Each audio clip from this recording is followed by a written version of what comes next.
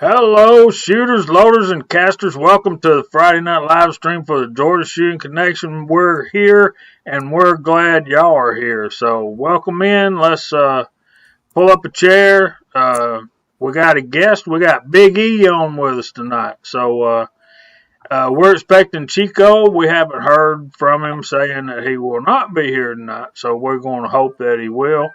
In the meantime, Kyle, you want to get us started off? I can do the best I can, brother. What a week. It has just been crazy at work.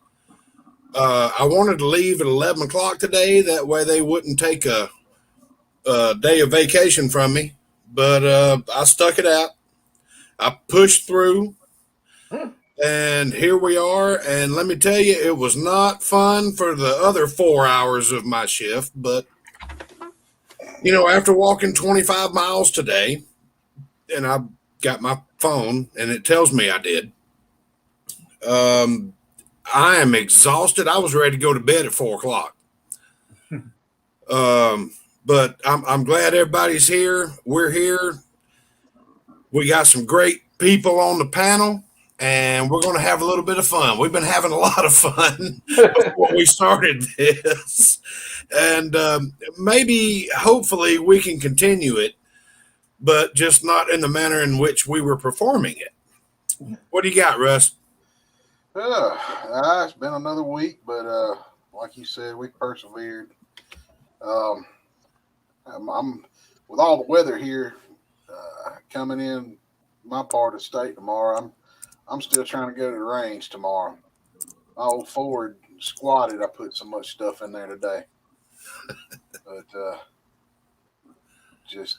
got a new scope. I got to get zeroed in and a new toy. I got to get zeroed in and some loads I'm gonna test up and try to have a good day tomorrow.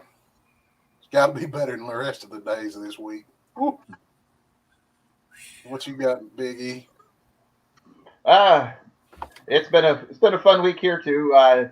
We're looking forward to possibly one of the 4 coldest days in the last 150 years down here in Houston.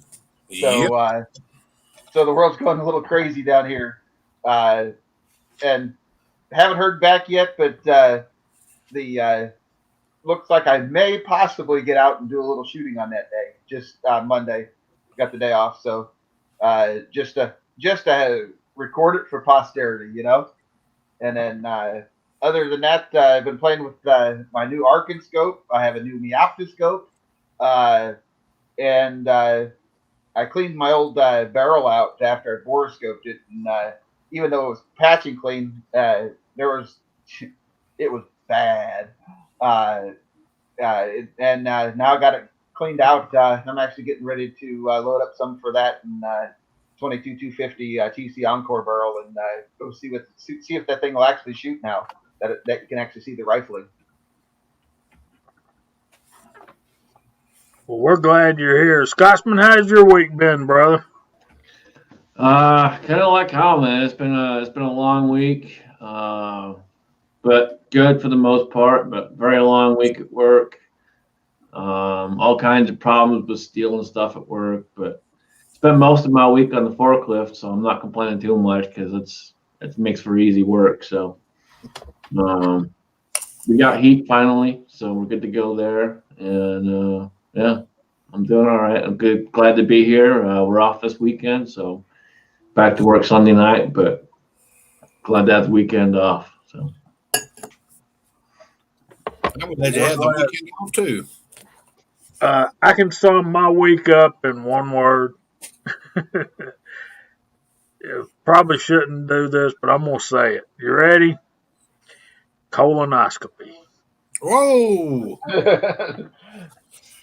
Well, let me just go ahead and tell you this. They won't let you leave until you fart. Well, that's not a problem. We're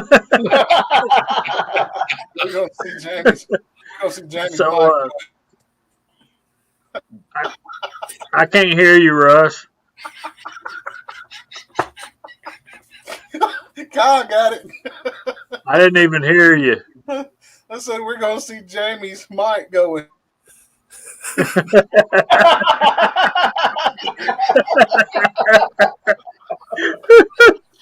Oh me. And so it continues. Roll on. Yeah, it does continue. So, hey, Broke Loader, I heard you put out a video that I missed. So much of the time, man, I'm not getting your guys' notifications. So, Yeah, it's weird, huh? no, It's it just ain't weird. starting It's to hit just you. it's what we've come to expect from our heroes over at YouTube these days. Well, I'm But gonna take it. Damn, Daniel. I watched a video on YouTube. Hmm. I watched it. Wednesday. It's John Hagee, preacher. I'm not going to say it was one I was interested in, and I told my dad about it. And either I know when you do videos, only YouTube or the person that does the video can edit out. Well, there was a whole section of the sermon, 5 minutes edited out, and the way it was edited, it didn't even make sense. So, and he was talking about a controversial subject, but I feel, me and my dad both feel like that YouTube edited him. Now, I don't know, but there's a lot of stuff happening with the Second Amendment and freedom of speech and everything in all these platforms. Yeah. all right, this is the thing here, man. YouTube refers to you as content creators, and being a Christian man is I try to be, and I fail every day. But I don't feel like that's right. But at the same time, if we're content creators, what gives you the right to edit what we put up? That's right. And here's the thing with that, and I got a couple points here real quick. So the first point is you make your own description on your about page, and I don't know about the rest of you, but I have a disclosure on my page. And if you don't have one, I highly recommend you make one on your page, so you have that disclosure on there. This protects you and keeps you safe, and if anything was to ever come up, highly recommend it. Many others do it as well. Just a short disclosure. Figure out how you want to do it, word it. There's many ways you can do it. Look them up online, but it's real simple to do. And then the second point to that is don't get frustrated and ticked off with these places that are trying to suppress you, because that's what they want you to do. They want you to get that way. They want you to get mad. They want you to start saying stuff you shouldn't be saying so they can kick you off. What you want to really do is stay calm, stay collective, and keep putting out good content.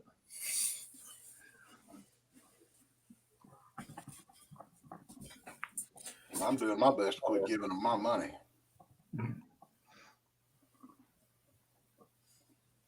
And any of the places that have switched on that may have been good in the past, and you do obviously turn around and put your money elsewhere, put your money in the places that support us, support the American people, support people in general, and support free speech.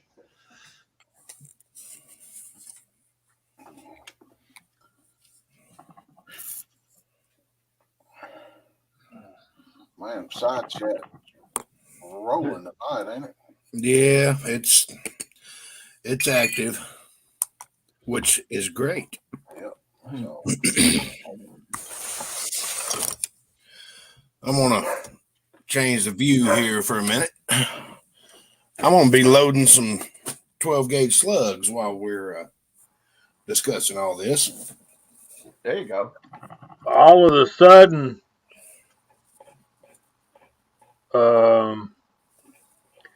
I can't make a comment. It disconnected there for a second. It should be coming back. It came back on my end too. Yeah, mine's out as well.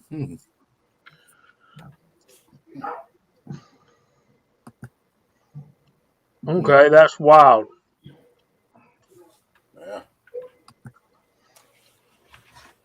Yeah.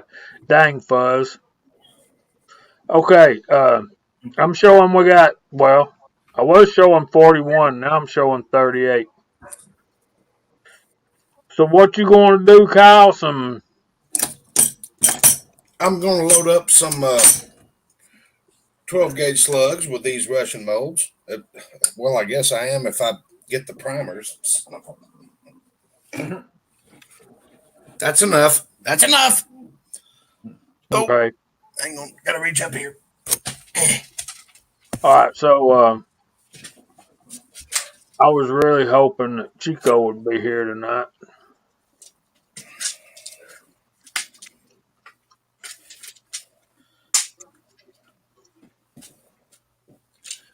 I've got way too much crap on my reloading bench.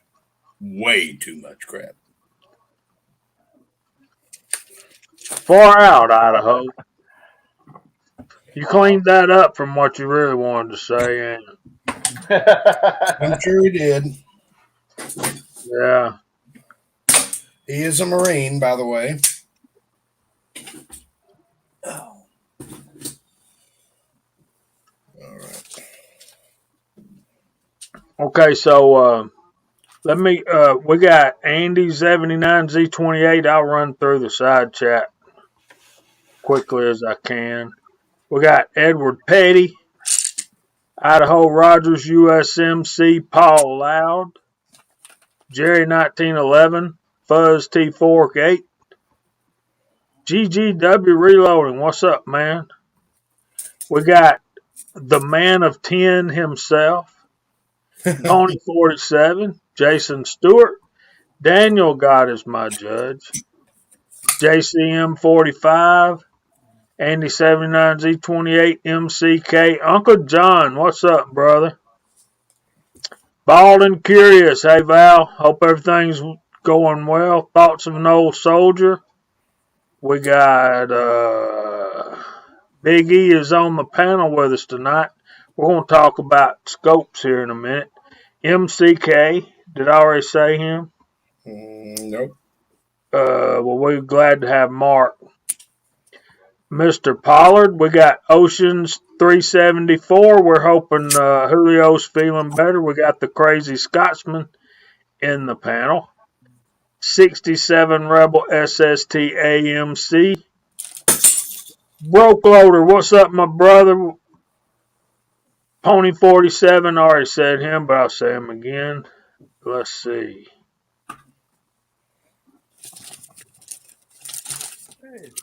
See, that's the problem. We got Chris 338. Is as you're going through here, you forget who you've already said and who you haven't. Tacos and French fries. We're all hungry again now. Yep. Kyle Luska's in the room. Where? Oh, one guy.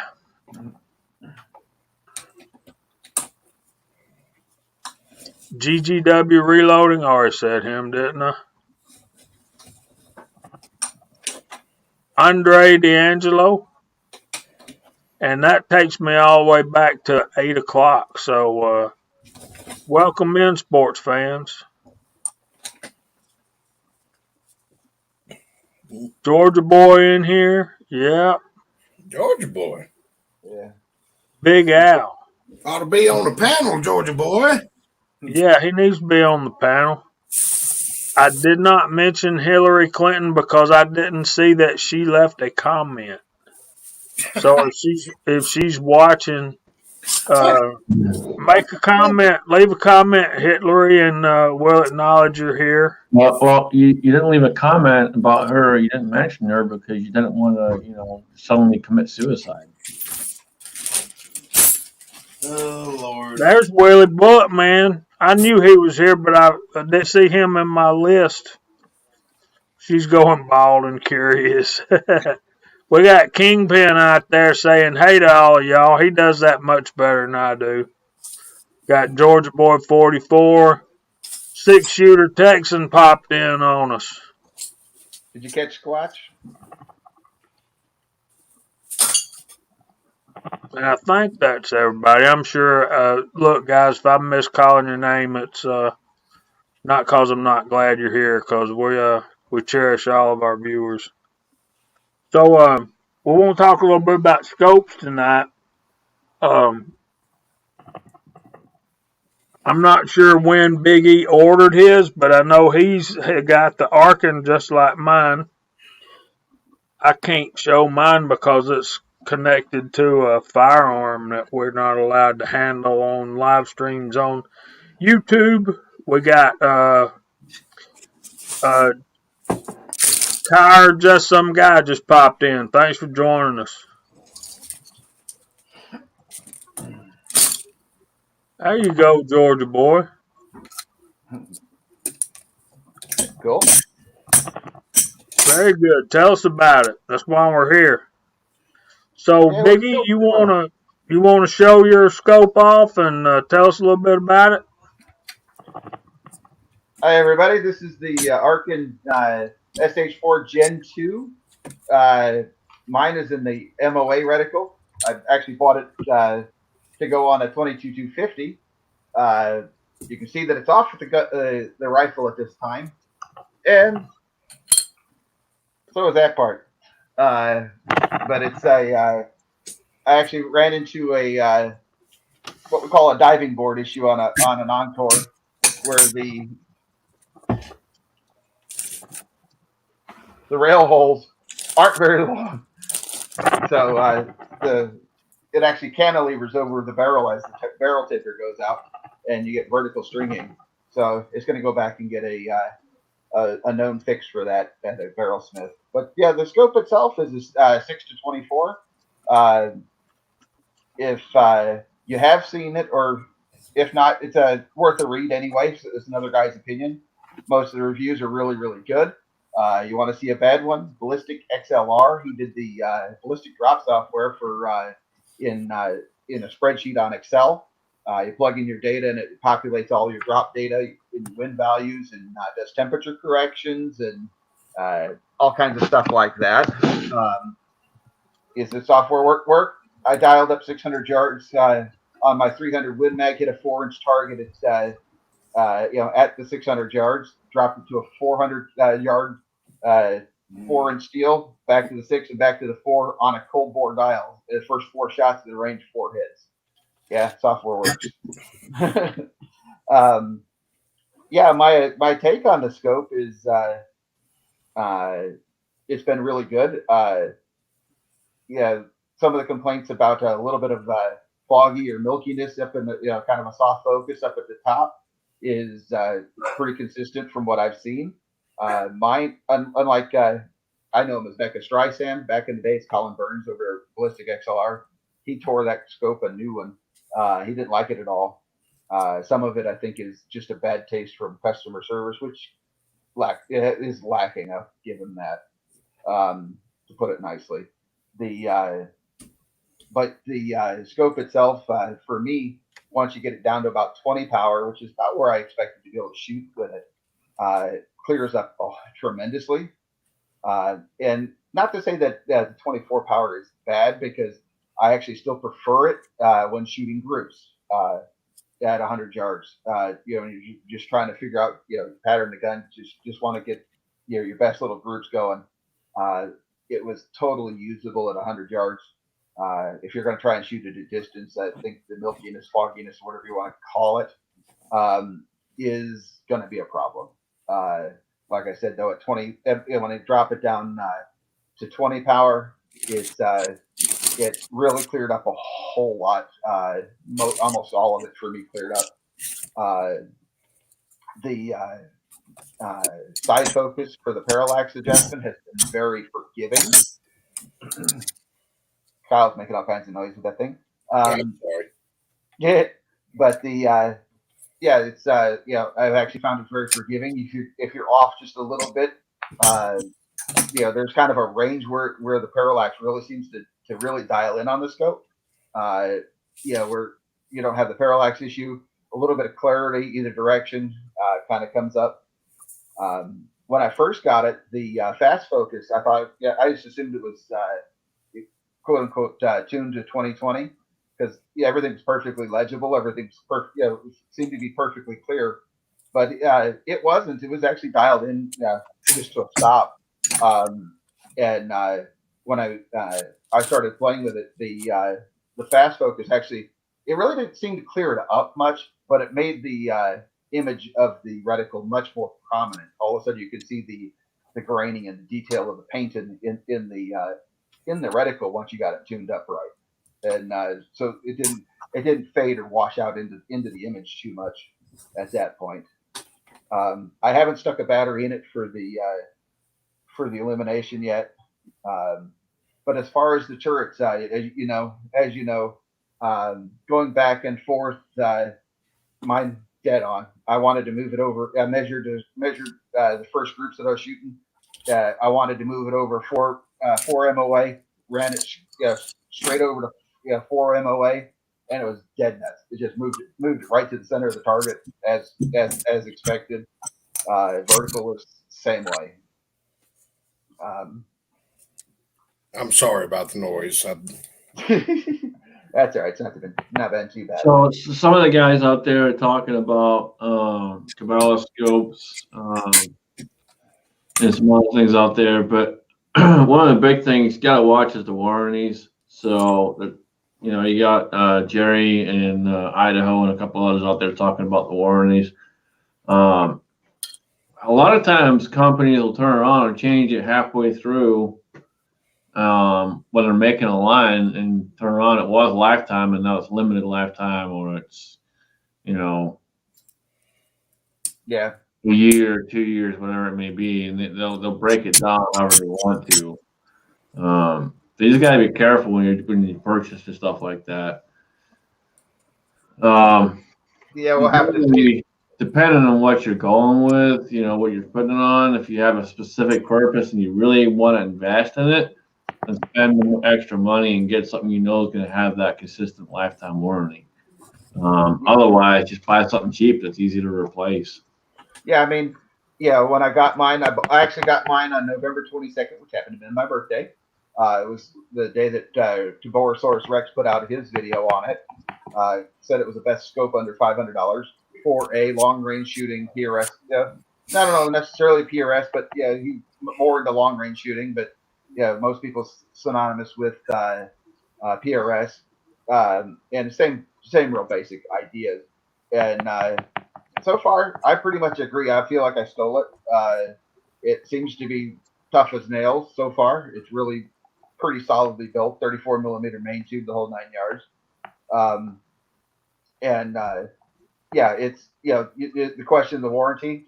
We won't know that until a couple years down the road. I wouldn't imagine. They are they are having trouble getting them in. So apparently, several other scope manufacturers are having trouble getting stuff in. So that's always going to be a little bit of an issue and a concern at this point. It's like it's supposed to be HD glass. I don't know. My other two new scopes back right about the same time that I bought that. Chico Wise put out the little feeler that one night right there was Black Friday ish. Had the Citron, and that was that a 3-16 or something like that. Anyway, 4-16, something like that. I picked that up. The vertical tracking on that one's good. The horizontal for the windage, not so much. It kind of you adjust it and it kind of walks itself into place after a shot or two, and then it settles down and it holds really well. But the glass on that thing is wow. We're at the range with the sight. The guys pulling up the sight, the spotting scopes and trying to look at bullet holes. Kind of on an overcast day, and that Citron, you can sit there, you can see all the stuff in the shade. The little 22 bullet holes, no problem.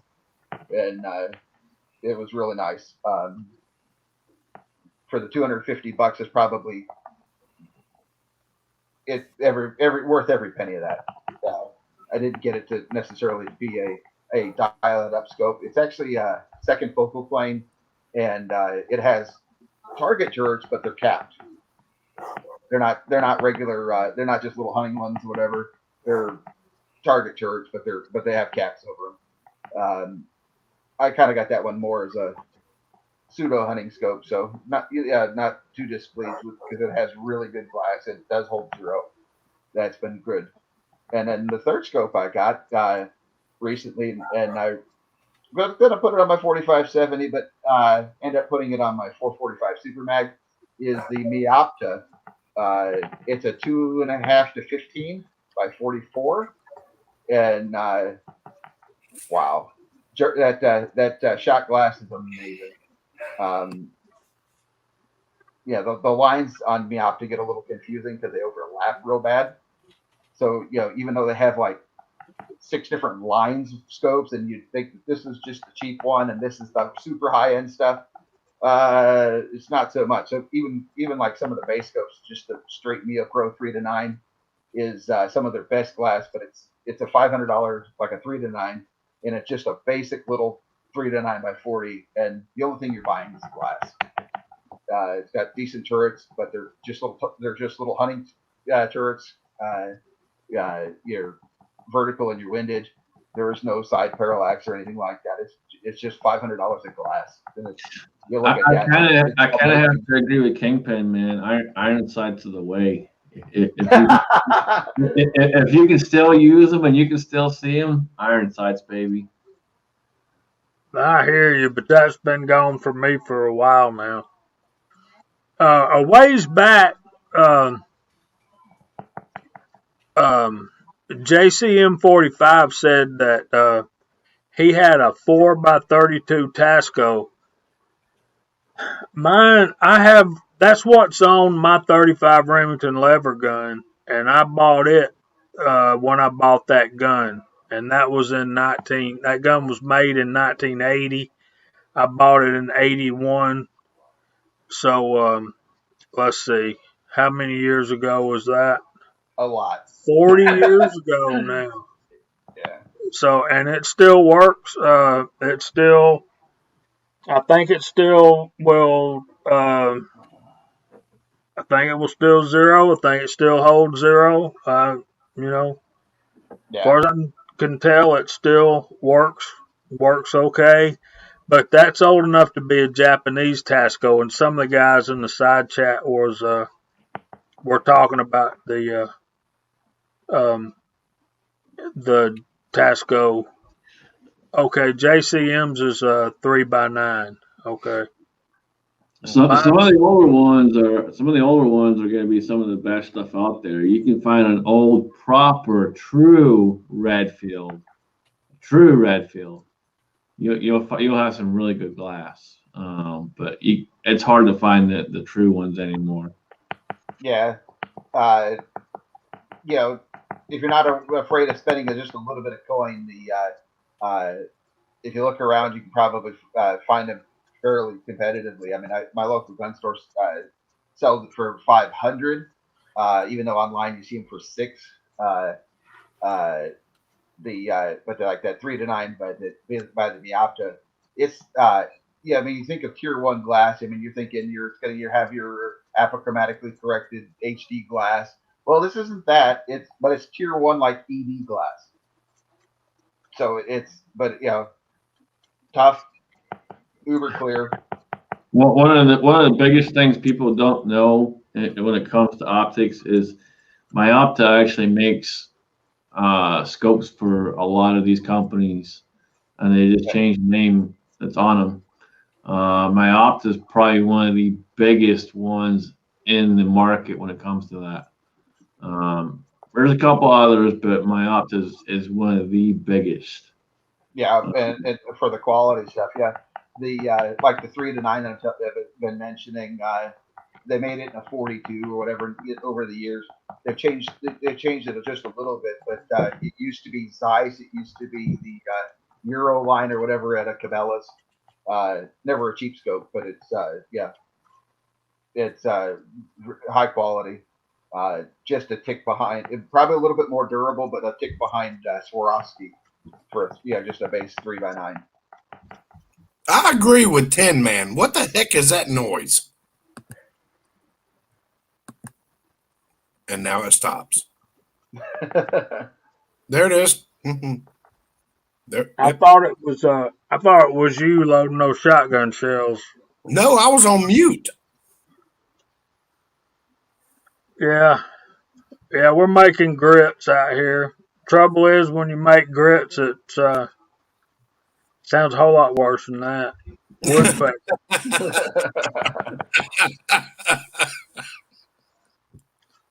Mm. Yeah.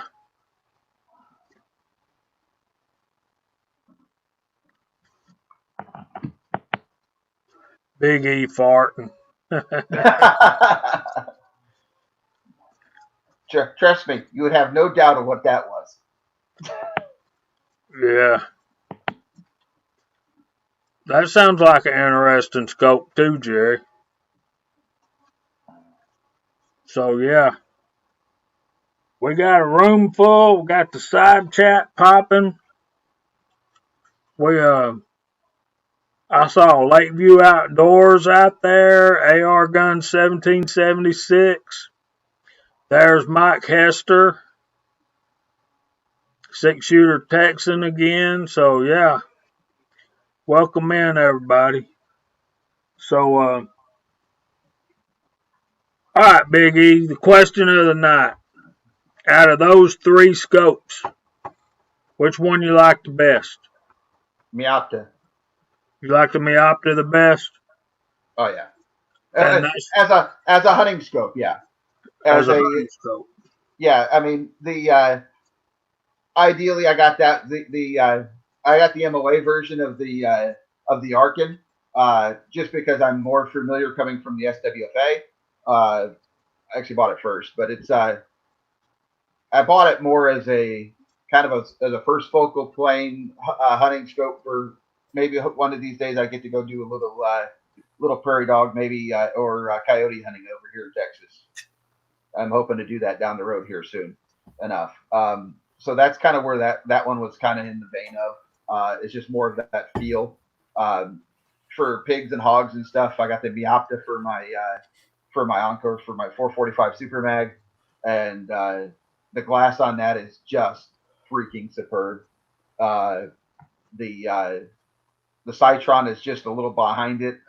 The Miopta has better turrets, not hands down. And it's but that's a true V-Flex. There's no windage holds in it or anything like that. That's a base hunting scope, but it's super excellent glass and wow. So Jason's out there asking about Tasco and stuff like that.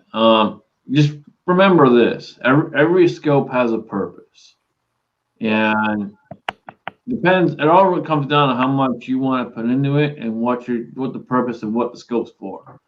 A Tasco is an excellent scope by any means, but if you're just plinking on the range and you're only going, maybe 100 yards or whatever, it'd probably be absolutely fine. It probably wouldn't hurt you any one bit whatsoever. But you want to stretch it out, then you got to step it up. You got to put the money into it. And generally, what you'll hear in the industry is you're gonna put at least what you got the rifle in it, if not more. Yeah, the number's dropping fast, but yeah. Well, I mean, even so, second focal plane scopes are high quality. Second focal plane scopes are getting so affordable that, I mean, you can get a very, very good second focal plane scope for close to half of the same quality in a first focal plane, glass wise. Yeah. Absolutely. And if you really look around, there's a lot of online places right now that, even though prices are going up on a lot of other things, scope prices are coming down. And you can find some good stuff on clearance and stuff like that. And just take that little extra time to look, and you'll find some good deals out there. But I agree 100% with Russ. The second focal plane scopes, you got some really good quality ones out there, and the prices are coming down pretty good right now. Yeah, the my Citron and my Miopta are both second focal, and couldn't be more pleased with them. I guess my fallout with the Miata, the reason I didn't purchase one, they didn't offer the reticle in the model that I wanted. I don't want a dot in the center. Okay. I like a fine crosshair in the center with my marks. And I'm a second focal plane. Yeah, I'm just that's the way I was trained. I'm not gonna change. I was trained MOA, second focal plane, so I'm not shooting competition, so I'm not going first focal plane. Plus, mine are dual purpose bench and hunting, and a second focal plane outshines a first on hunting any day of the week, in my opinion. 1 second. Yes, Mike Hester did that to me. The Mioptas. Oh yeah, I cursed him because I love him so much. That thing is amazing.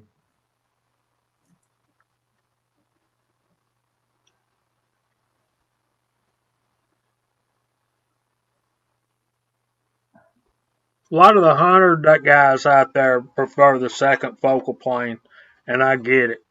I totally understand it. My Arkin SH4 is my first venture into two areas of scopes. Number one, mill, and number two, first focal plane. I started off with mill. I actually have a spotting scope that's mill. It has a mill hash in it as well. Everything I did at first was all mill. It works great.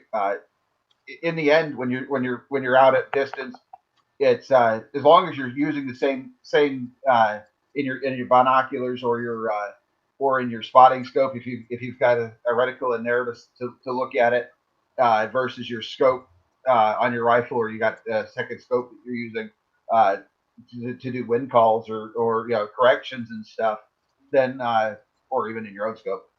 As long as you're looking in the same grid, it's a grid. It doesn't. It in the end, it really doesn't matter if you're using MOA or uh, mill. It's just a grid. You're just measuring an angle that's really small. So that's in that regard, it really doesn't matter. The MOA guys think in MOA and think of we think in terms of feet and stuff, and that's an easy transition for a lot of guys. So MOA real convenient that way. If you get into uh, milling and stuff, and you start converting things into meters like the military does, the mill stuff really makes it easier.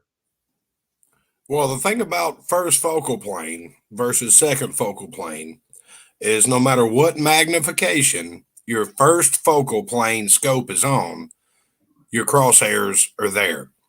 Your second focal plane, you will not have accurate crosshairs until you're at full magnification. That's the biggest difference. In most cases, I know the scope that I just bought, it's a 4.5 to 27. It's calibrated at 15 power. Yeah. So and that's the only problem manual, so you know what power you need to be at. But yeah, for the most part, Kyle's absolutely right. Yeah, the not all of them are full power, but yeah, when you have to back it off now, where exactly is 15 power? You're relying on a measurement that you don't have a click or a calibrated pair of lines that says this is my calibration point. That's always rough too. Oh, I totally understand. I've got both. Yeah. I've got first focal plane MOAs. I've got second focal plane MOAs. And I got the same in mill. Yeah. And you have to think about which gun you're shooting. Where's the bullet going? My Citron has an MOA hashing, so you have to turn it all the way up to make it work. and for that to line up, it's a little bit fine for hunting. That's kind of an issue. But by Meoptis, hell, you don't get lines. All you get is a V-plex. You get one little point, and that's it. Where is the woodpecker coming from? I think it's Big E. Yeah, it's something to do with his mic. Shaking his knee. I don't know if he's got headphones with a mic in it or what, but something's going on with his mic. No, it's my computer then. Sorry.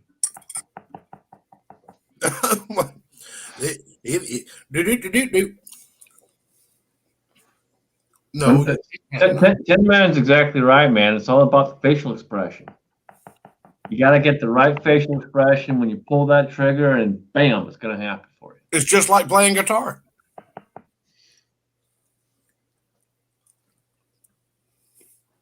Okay, some of y'all didn't get that. Got it. Wasn't gonna say anything. I'm a trumpet player, so it's all about no. Kyle's talking about when you get in that solo moment and you're going to town and the whole 9 yards right there. That's where he's going with it. Yeah, it's as a trumpet player, the face has got to do something. But traditionally, the better you get, the less your face actually does a lot. It's all done. It's actually done more with the tongue and stuff. But yeah. Eat more Ovaltine. Oh, and by the way, good night, Lee. Glad you could be here for a minute.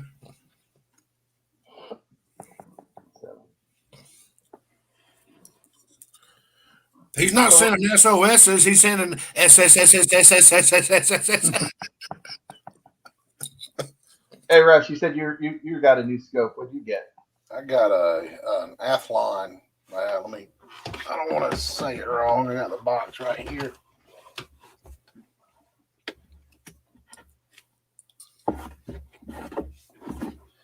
Hey, Russ, give me a minute. Jason, the scope parallax. Parallax is what we call side focus, is a term you'll hear. On the eyepiece in the back of the on the back, that would be this little piece back here. When this piece turns, that's actually just to focus the reticle inside the scope itself.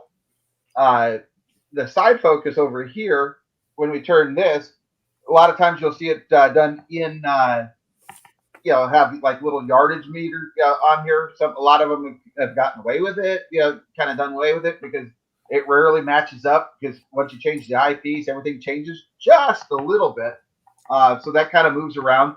But this actually takes the image that you're seeing out here through the scope and matches it with the reticle inside wherever it's at. If it's first focal plane or if it's second focal plane out here, it matches the image that you're seeing out in downrange, and focuses it directly at the same image point as the reticle. So that way, it's like if you have your crosshairs here, and all of a sudden your image is in here, it's like putting it on a piece. You're writing an X on a piece of paper. At that point, it doesn't matter if your head moves around. The X is always on the same exact spot on the image. So being in the same focal plane, everything is all together, and that way you don't have to line up two different crosshairs through your scope to the target to make sure it's all aligned. We actually do that in the focusing plane.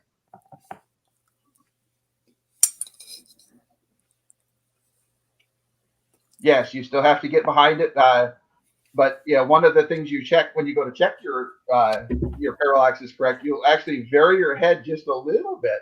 You can do it left, right, up and down, and what you're looking for is you're looking for your crosshairs to move when you're holding that gun super steady. You're trying to get that. You see if the crosshair is still moving on the target, because if it is, then your parallax is off. So, but when you twist that, you get that just right. When you start moving your head just a little bit, all of a sudden it doesn't move. So that way, if you're off just a little bit, you're still looking at exactly the same image. Right.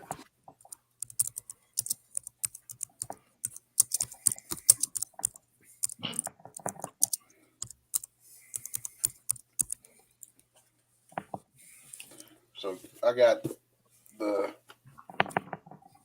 Athlon Midas BTR. Okay, yeah. MOA, lighted reticle, side focus, and I've been a Vortex guy for years, but I've got PST Gen 2s. I've got a Golden Eagle, and this thing right here is clearer than that $1,800 Golden Eagle. Yeah, A quarter of the price. yeah. I can say that over the weekend I got to shoot a Barrett 338 Lapua bolt gun, and the gentleman had on it this from about 2 maybe 3 years ago, but it was one of the top of the line Vortex scopes, and honestly, it was no better than my Athlon. I'm not my Athlon, but my Arkin, and neither of them. Yeah, it wasn't as clear as either my Citron or my Miopta. I'll tell you what, and y'all have heard me talk about this several times before. You can't go wrong with a SWFA Super Sniper. I got a pair of them. It's fantastic glass, and the turrets are amazing. You want to go up 1/10 of a mil, that's what you get when you click it.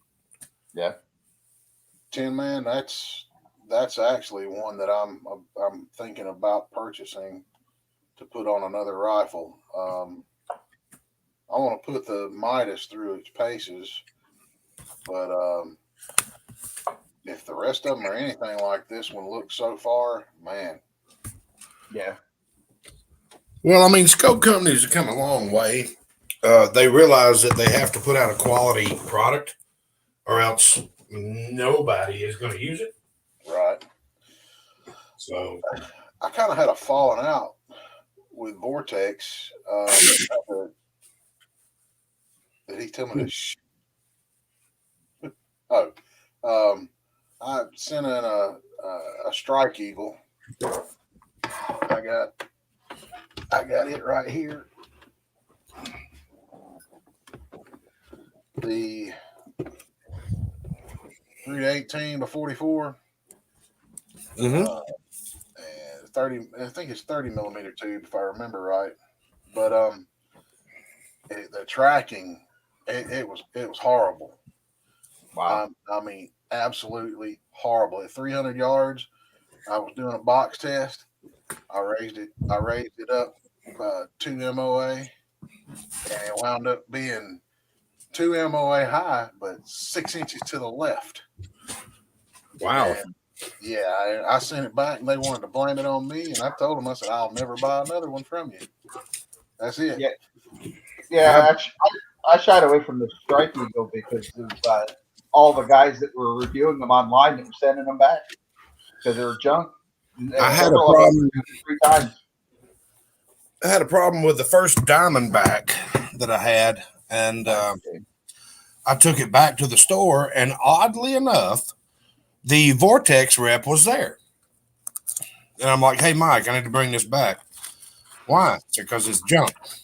And he just looked at the Vortex dude and goes, you want to take this? And he's like, what are you talking about? It's junk. I'm like, when you squeeze the trigger, the reticle moves. It spins in the scope. And he was like, well, you're full of shit.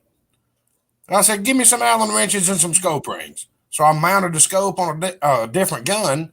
I said, here, chamber's empty. It's an unloaded weapon. Look through it and pull the trigger. And he pulled the trigger and he went, well, that's not good. That's why I'm bringing it back. I said, don't talk to me about scopes. I know an awful lot more than you do about scopes. I had almost an hour long argument on the phone with the Vortex rep, the tech guy that called me, trying to blame this on me. And I said, I asked him, I said, how old are you, kid? Right. And he was 29, 28, 29. I said, yeah, I've been doing this longer than you've been alive. Well, once I proved it to him, I said, "Give me a damn set of Allen wrenches and a rifle and some scope rings." And I mounted it up, and he dry fired the rifle, and the thing went dink. He goes, "It's not good." I'm like, "Right. Don't argue with me about this." But in their defense, he made it right there on the spot. Yeah, they've done a lot of that. But yeah, like I said, the strike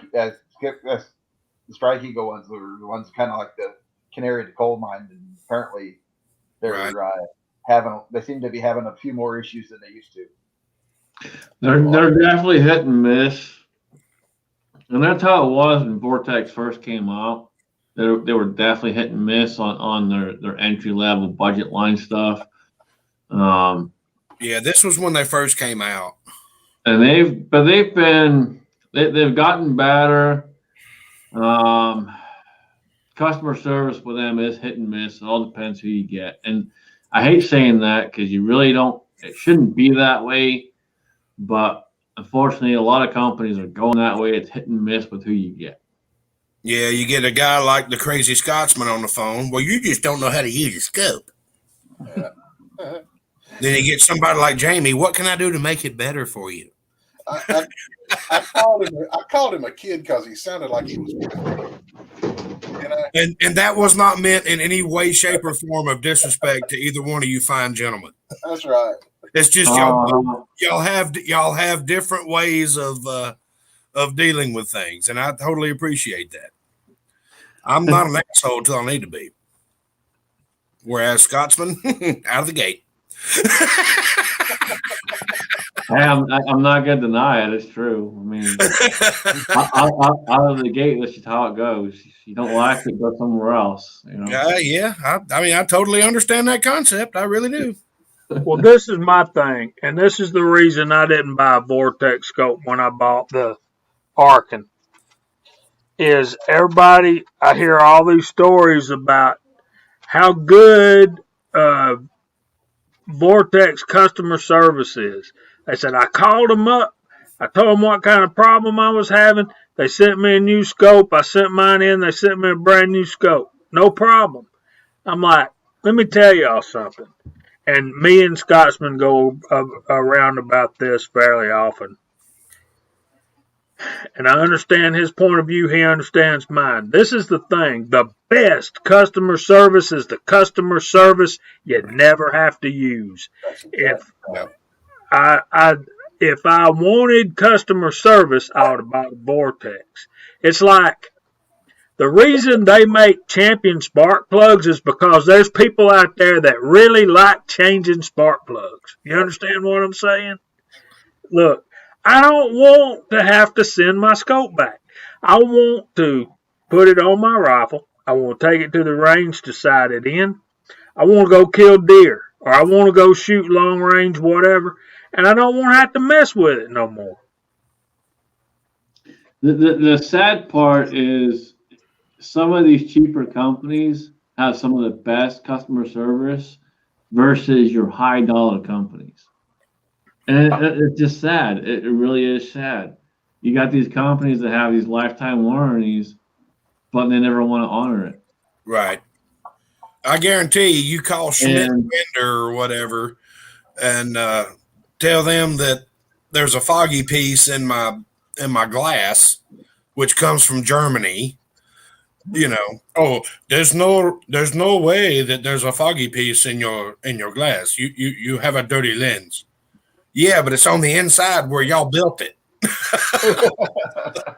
Well, I mean, I've talked about this one before, but when I originally got the C-Max rifle, I put a red dot scope on there, and the red dot scope I bought was from Zeiss. And I didn't pay full price. I got it a good deal, industry inside deal thing, but it would not hold zero. And when I called them, they were trying to make it out like it was me. And I ripped the guy on the phone a complete new one. I was like, dude, you need to understand something. I've been selling this stuff for years. I sing you guys' praises because I had a customer walk in one of the first weeks I was working in the industry, show me a pair of glass binos from World War One, and they were clear as freaking day. Yep. I'm like, you've had me since then, and now you're gonna sit here and try and argue with me and tell me that I'm doing something wrong with a red dot scope. It's weird. The only reason that I bought the SWFA is because I was very familiar with the scope, and it's a fixed 10 power. And Scotsman, you've shot through it. Jamie, you've shot through it. It's a crystal clear scope, and the bullet goes where the crosshairs are when you pull the trigger. You know, depending on wind or whatever, you just dial in your dope and you're done. And it's not actually classified as one of your higher dollar scopes. You know, a lot of people say, well, you're going to spend $1,500 on the rifle, but you're going to spend $3,000 on the scope. Hey, Jamie, not to interrupt, but can you throw up MCK's comment? He says it perfectly. Yeah. And for customer service, yeah, you guys gotta have to check out Mike Hester with his physically tossing somebody out of his store for trying to get belligerent about getting primers from him so they could sell them at the local flea market. I wouldn't sell them to him either. No. All right, this is the thing about that. I'll take that statement one step further. Mechanical things have issues. Once, no matter what we're talking about, once you have a problem with that mechanical device, whether it be a car, refrigerator, air conditioner, rifle scope, anything, that is no better than the person you have working on it. That's when customer service becomes paramount. And yes, it can make or break a company.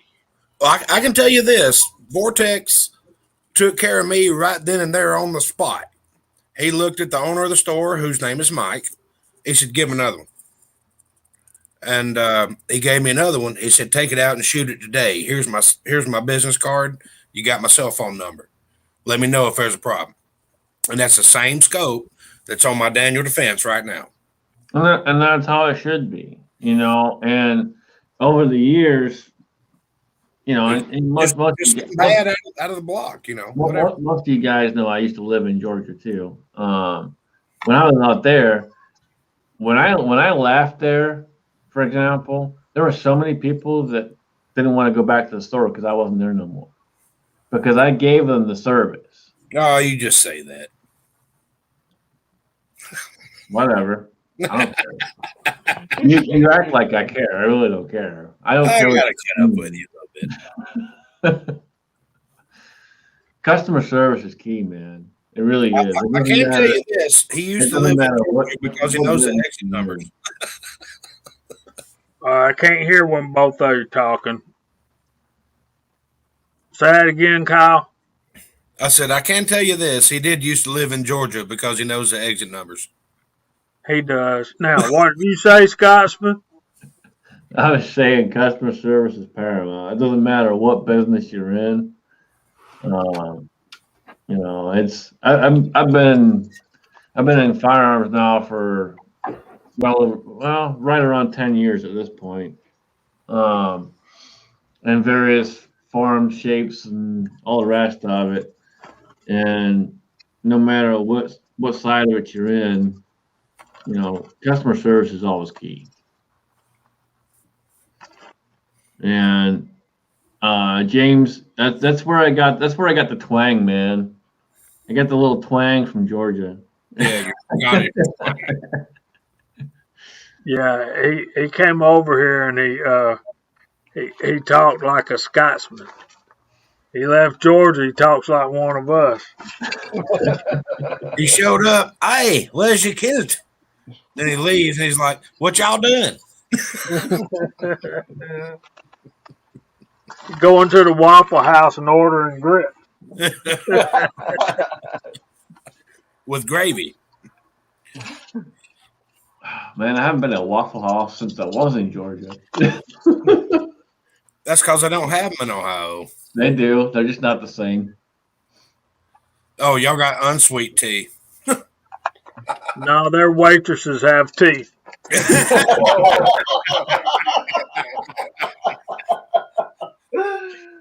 I can't believe I just said that on the air. Yeah. They're missing one key ingredient out here. They're missing grease. To all of our Waffle House waitress patrons that tend to watch this show every week, we're very sorry for that comment. No, we are not. We retract nothing. Oh, me. Do I need to go on location? Mike Hester. Oh, Lord. Yeah, it's me and Kyle that have the twangs. I don't know what you're talking about. I ain't got no twang. The only twang I hear is when I'm got my radio on. Y'all get that later. You Okay, Lakeview, I would say you were talking about the price of 420 pots Dinner's on. earlier. My advice to you would be to wait. Yeah.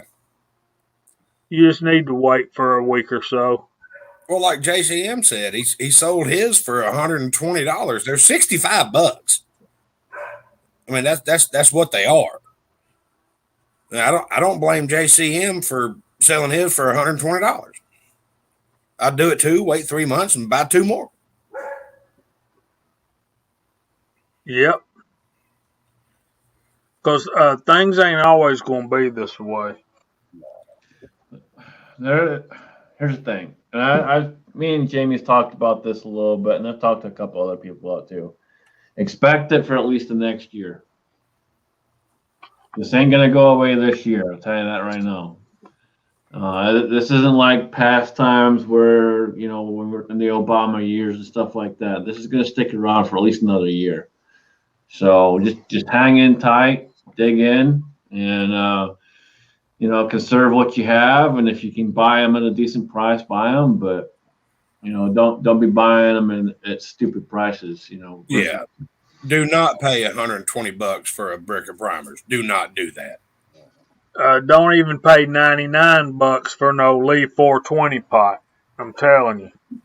Yeah, it's $65. And that's shipped to your door. Right. Shipping and everything, I think I paid $71 for mine about 3 years ago. So, yeah. Yeah, I just got an email the other day with Midway selling was it IMI? What was that? 556 for like $1.20, $1.40 a round. Yeah, I can't believe they put that in an email. You paid somebody to make that damn email up, and then you sent it out. I can't believe they do that. Every company is taking advantage right now. Every company. I hate saying it because there's a lot of good companies out there, but I'll see the emails from them. Guys, you guys know I've been doing this for a long time, but I have get so many emails in a day, it's not even funny. We're probably talking 150 or so a day. Even some of these really good companies out there, you wouldn't think would price gouge. They're price gouging. It's going to happen.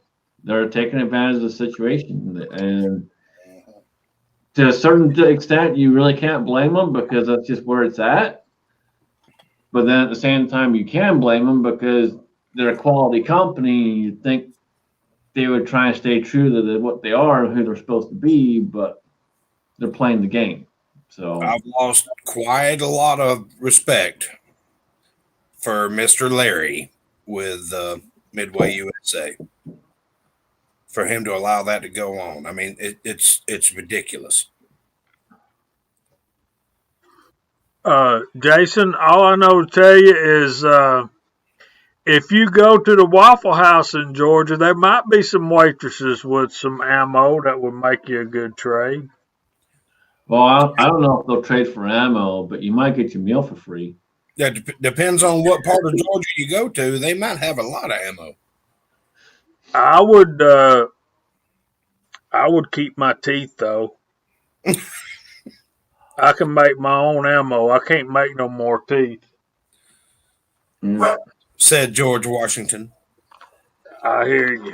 So we got to say hey to Preacher's Day Off. Join us in the side chat. What's up, Preacher? Hello, Mr. Harold.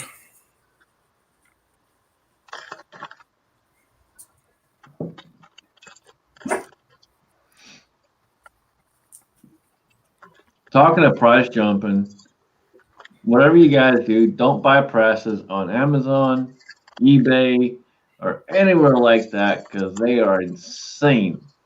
Yeah, Absolutely insane. they're getting stupid. Yeah, I've been looking just for the heck of it, and the Lee Loadmaster went from $125 to what was it, $360 or something on Amazon. I saw one for over $4.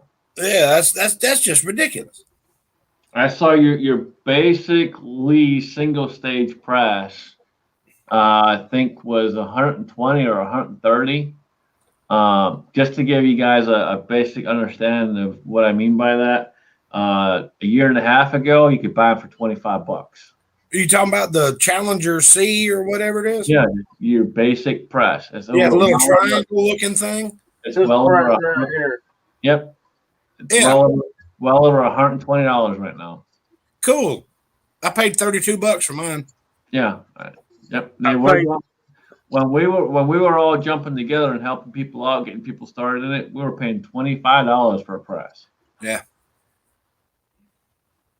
Now Yeah. they're over 120. It's ridiculous. But Preacher, hey, I'm anxious to see that.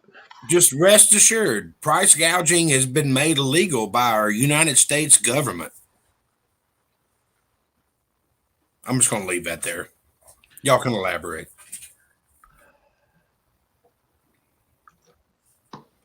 The 9 worst words you can ever hear is, "I'm from the government and I'm here to help." I'll leave it there. Yeah, buddy.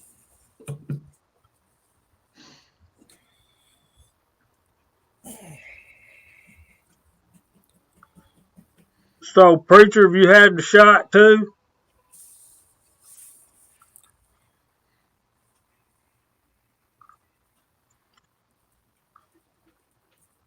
Unbelievable, man. Golly bum. Wow.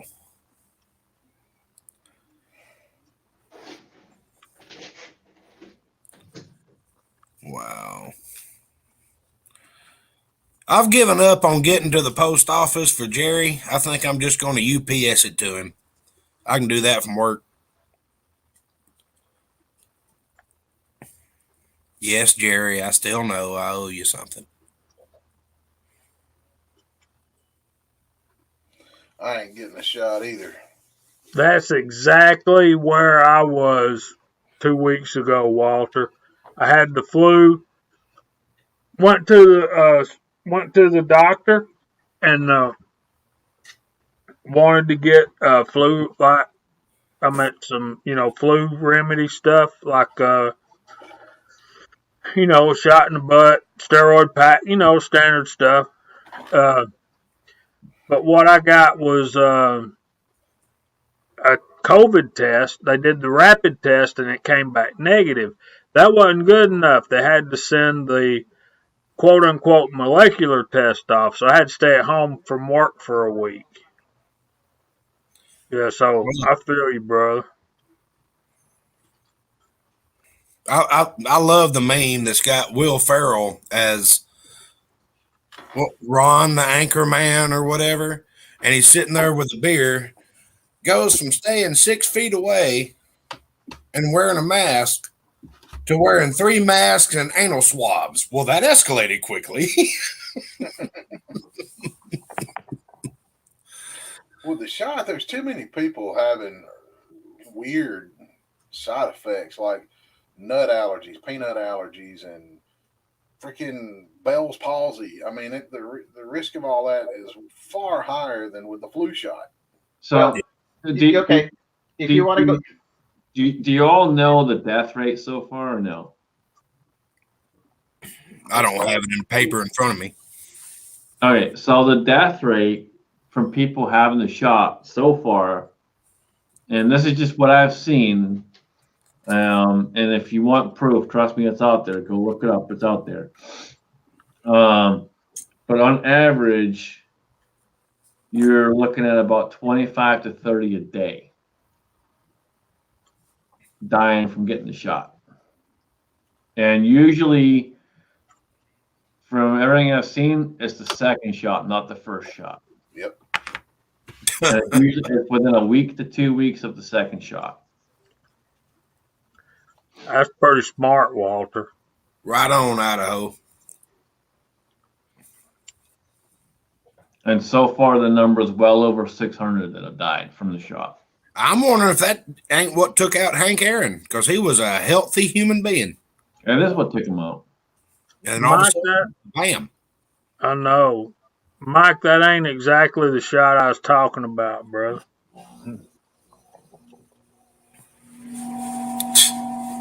I hear, hey, Eagle Eye, what's up, bro? I hear Big Al talking about Georgia moonshine sometimes. I know nothing. with what Russ was saying about the Bell's palsies and the peanut allergies and stuff coming up. You guys, any idea where anaphylaxis was first discovered? Peanuts. No, go back further. Anaphylaxis first discovered on the very first shots. It was they were using cottonseed oil as a substrate for the shots, and the undigested cottonseed proteins would get in the system, and the cotton clothing on their skin would cause these people to sit there go into massive allergic reactions. Wow. That's where it was discovered. Any idea what we use for the substrate today? Peanut oil. Yep. And then if you look at the flu vaccines that we have, that's one of the few that still has thermosol in it, which is mercury. And guess what the average concentration of mercury is in a flu shot? 25,000 times the legal limit for drinking water. And they inject that stuff straight into your veins. And mercury is a known neurotoxin, and it's toxic at any dose. That makes a lot of sense to me. And then where they've replaced it, they're using aluminum. Has anybody seen the aluminum in people's heads with Alzheimer's and stuff? Alzheimer's, yeah. That's a major cause of Alzheimer's. And then you sit there, and then you turn around and you start thinking about all the shots they're trying to give kids and everybody else these days that they're using aluminum in it. And what else is aluminum? It's also a known neurotoxin. Well, I think Kenny says it best, man. Build your own immune system. I've said this for years. I never had any vaccines whatsoever until I came to the United States. And the only reason I even got any is they wouldn't let me in unless I had, I think it was the polio and one other one. I had to have, or they wouldn't let me stay in the States. And that's the only ones I've ever taken. Yeah. I will not be taking this vaccine whatsoever. I don't care. They can try to force it all they want. It won't happen. Yeah, growing up in a military family, I got all my shots. Then we moved overseas. I got them all again. Then when I joined the Navy, I got them all again. And then, believe it or not, for the first time in my life, a couple of years ago, I got stung by a wasp. The first time I'd ever been stung by a wasp for me in my life. And I got stung right back behind the ear. And my head my face was swelling up. It swelled down my arm. I went to the hospital when the inside of my mouth was starting to go numb. And they still couldn't figure out whether or not I was allergic. Figure that one out. and they gave me a tetanus shot. That was the first time I've ever had a shot reaction. I'm done with them. It's here's the thing. Just look at what's inside these shots. None of it belongs in the human body. None of it. None of it. Did I hear mercury, Scotchman? Yeah. Yeah. Yes, Thermosol is the name. Thermisol is the name. You'll see that's mercury, and then they'll have an aluminum adjuvant in them to cause your body to react. In most of the others, which is also a known neurotoxin, just the same as mercury is. And then you wonder why giving this to developing kids causes all kinds of things, like Alzheimer's, which the vaccine court has paid out for now. So, yeah, can't say it doesn't cause it because it's been found in a court of law that it has. And these COVID vaccine manufacturers have complete 100% immunity against civil prosecution. That's all vaccines since Reagan. Really, I didn't know that. I didn't know. Yeah, that they set up what's called the vaccine court, and the vaccine manufacturers don't have any. They don't have to pay, put into the pot for the damages. The individuals, and your insurance companies, and everything. And when you pay for the vaccines, we're paying for it. Yep. And you wonder why they push vaccines so hard? It's because it's all profit, no liability. Yeah. Make you think about 6 times. Anyway, back to guns. Please, back to guns. So who's going to the gun range tomorrow? You. Well, I'm probably going to walk out my backyard. Well, I'm going to test drive a box truck tomorrow. See if it's worth buying. Well, I'll be. I'm going to Seasons of Refreshing in Warner Robins, Georgia. I'll be about 10 miles from the Air Force Base down there. Yeah. You going south a minute? Yeah. I'm going south of Macon. I'm going down below the gnat line, people. You going south a minute? Yep. Well, if you got time on your way back up 75 or down 75 or whatever, stop in at the Perry Sports Center and have a gander at the reloading section. Yeah, Jamie, you might want to do that since you're down there. Give me a call when you get there. Well, I plan on it'll probably be. I got to be there by 8, so I got to leave at 5 in the morning. Yeah. So I'll be leaving after 5, so I doubt they'll still be open, but I'll Google search them. They don't close until 8, I believe, and they're only 20 minutes up the road from Warner Robins. Okay, what's the name of that place again? Perry Sports Center. It's right there by the State Fair place. Yep. Do they still have stuff? When I was in there, I bought 3 pounds of H4350. Wow. 2 pounds of H4895. Nice. But no primers. Actually, they had shotgun primers, but nothing that I needed. I got plenty of shotgun primers. I'm in the market for some small pistol, just like everybody else in America. 2 pounds of IMR 4064. All right, not to interrupt, but Jamie, Cranky had a question out there. Has anyone discussed Nathan's new channel? So is Nathan back? Do we have a new channel with Nathan? Not that I know of. I'm not aware. Cranky, elaborate. Cranky? I know he had 2 channels. One was kind of like, I think it was cars and stuff. Yeah, cars and bikes. And I know one of the reasons that he was far out, man. I know nothing. No, he's had the dirt bike channel for a while. Has he? Yeah, long time. I can't remember the exact name of it, but yeah, he's had it for a long time.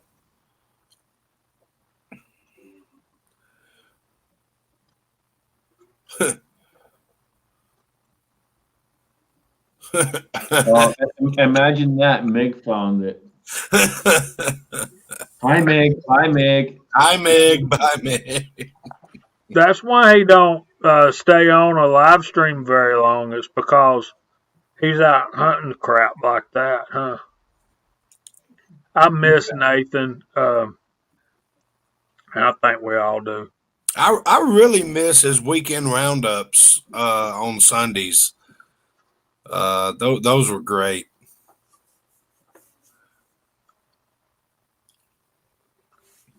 Yeah, we definitely need Nathan back making reload videos. That's for sure. I want to see how his bench and die rack and everything turned out. I'm sure he's got it done by now. I don't know, man. I don't know. He's been busy getting married and everything else, so who knows? Yeah, when you get married, your life priorities change. Yeah. JCM, all I know is I see um, him on Facebook, and what I've been seeing of him is he bought this what we call a dual sport bike, which is road and trail kind of thing, kind of like a BMW. Suzuki makes them. I guess all the Jap bike companies. Um, so Hell, yeah, Road and Trail BMW makes one. Yep. yeah, and I think that's the Our one rally bike. I think that's the one he got. A Mooser Eagle Eye, as far as I know, has a hole opened into the ground and swallowed him. Because Yeah. we've all reached out to him several times and we got nothing. So I hope he didn't have a tragic tractor accident or something like that. But Well, there for a minute he was active on Instagram, and then I haven't seen him in a long time. it's been a minute. yeah, I think that's a fairly new thing, Cranky. All right, so there you go. Y'all go. Yeah, whatever. That's funny.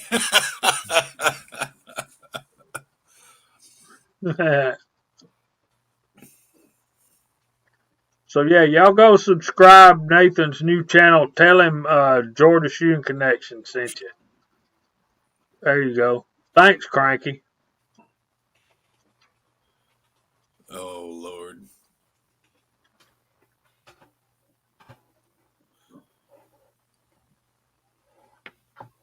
Bad thing about it is Angel knows exactly the guns that I bought for her because she's got those. I should have kept them. Yeah, I bought my wife a couple of guns.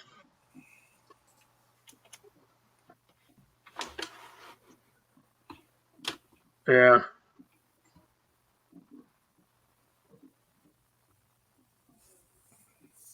How do you say that? Circle noon rides? Okay.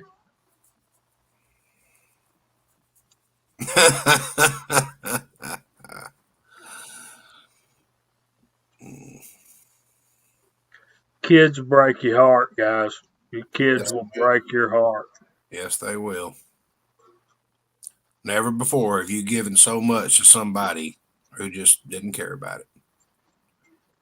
I was a child crimes investigator for several years, and that ruined my career in law enforcement. Seeing the things that are done to kids and that their parents do to them, I couldn't take it. I was going to get in trouble. I have no bones about saying it. Well, you're going to have to talk louder because Rollis just went in the other room to do some 223 brass. So we got to talk louder so he can hear us in the other room. Can Anyway, you hear me now, Rollis? how about them Braves? AKA change the subject. You know, Rollis, things are mobile now. You can pick it up and take it with you.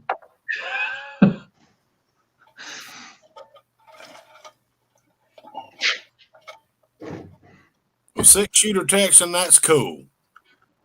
Well, Walter, I got a whole new level of respect for you. Not, I did not know you were a foster parent, but I already had a lot of respect for you. So, Hats off, brother. absolutely. You know, it's one thing, like we love and respect Chico for the way he's raising Carter, and Carter has his little thing going on. But you know, he don't really have a choice. That's his blood kid. Uh, the guys the guys that choose to take on those troubled kids, that's yeah, that's a whole new level of I got a lot of respect for both of those guys, Chico and Carter. I do too. God bless you, Lakeview. I'll try to reach out to you soon, buddy. Have a good evening, sir. That ain't hard, Tin Man. We'll send you a TV you can put up there. You guys see that big wreck up there in Fort Worth?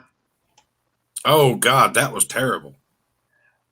Yeah, just how small a world it is.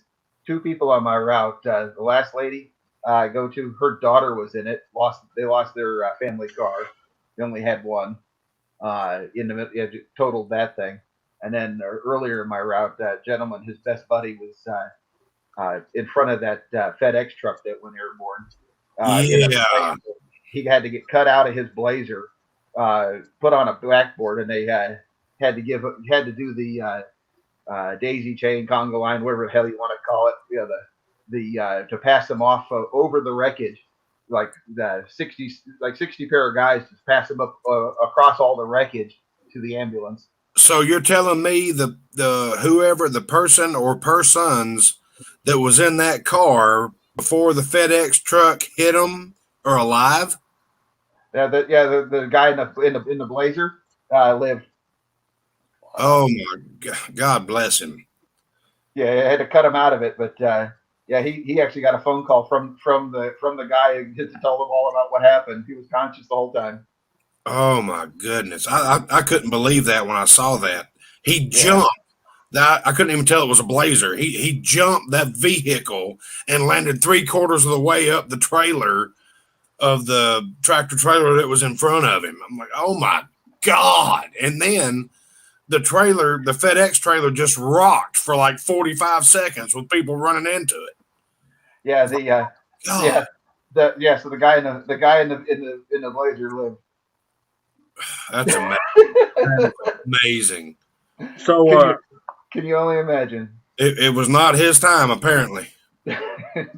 So Mike, just think about to that 16-year-old. Just think about how much smarter you're going to get in the next 10 to 15 years. You're not. Yeah, you will. No, right now he knows everything. Well, the 16-year-old does too. That's what I'm saying. The 16-year-old knows everything. He ain't going to get no smarter. It's going to take at least 20 years before he realizes it. Well, the dad will get smarter in his eyes as time goes by. Oh, yeah.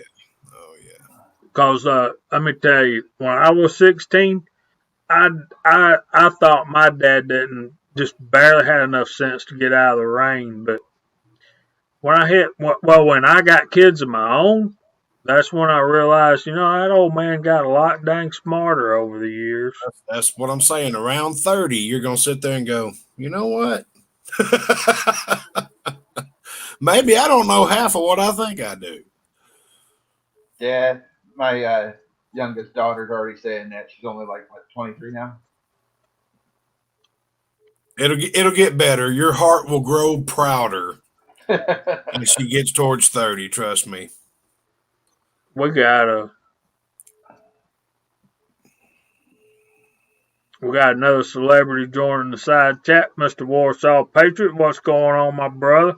Whoop, whoopty whoop.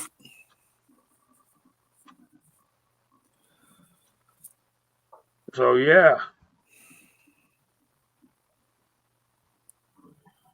This has been a very humorous night for me. I've really enjoyed it cutting up with you because actually that's what we've done is just cut up all night long. And it's been great. It's a great wind down to the weekend because I got to tell you, 3:00 in the morning came early this morning. Ooh. I was sitting there picking up parts to do brakes on my car from a buddy of mine. And he was like, "Are you all right?" And I'm like, "I'm just ready to go home and go to bed." And he's like, "Don't you have a live chat tonight?" And I'm like, "Yeah." I was like, "I just want to go home and go to bed." I got here and let the dog out of the cave, and all of a sudden, here we are. Mike, you can't say words like that. Who did what for how many cookies?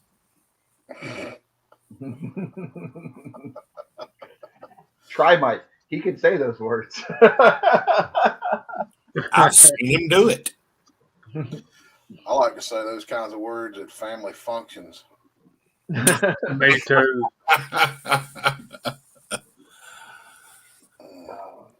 I was watching. I can't remember the comedian's name right now, but it's Brad Upton. He goes.